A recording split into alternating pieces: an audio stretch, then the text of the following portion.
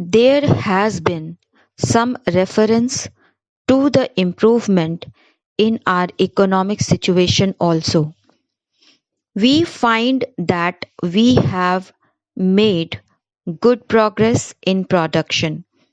We were faced equally with a difficult situation so far as cloth was concerned. There was a deficit of food and there was also shortage of cloth.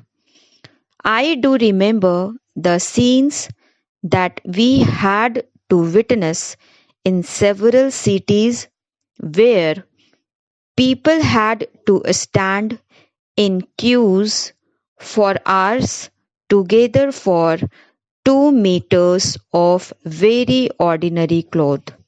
But now the situation is quite changed. We have produced much cloth and we are in a position to export cloth. During the British period, we were required to import cloth, but now we are in a position to export cloth. After partition, we were faced with the question of raw material, namely cotton.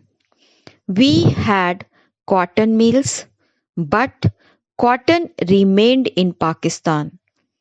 Even that problem has been solved. We had placed before us a target for more production of cotton, and not only has that target been achieved, but it has been achieved in shorter period to the satisfaction of all people in the country. From this survey, sir, you will find that everybody should be convinced that we are making good progress in the realization of the objectives of the 5-year plan. Then there is a reference that in several essential commodities we have got increased production. This cannot be denied.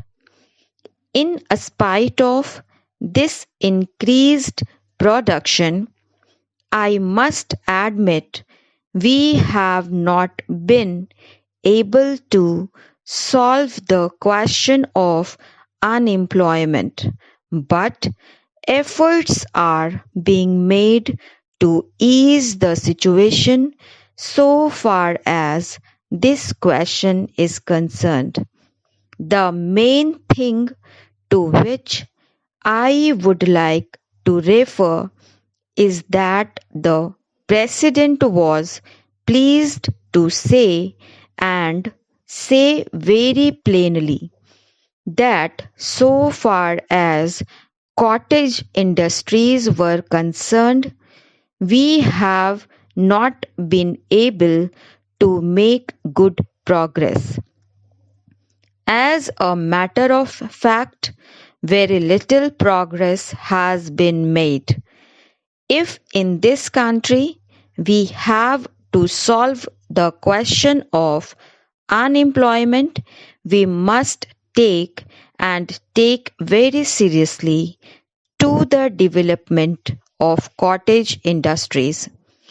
That alone will solve this problem of unemployment. We want to increase production, but we want to take to such means for increasing our production as would be man absorbing and not man saving, as have been resorted to by the Western countries. That alone will solve our problem to a very great extent.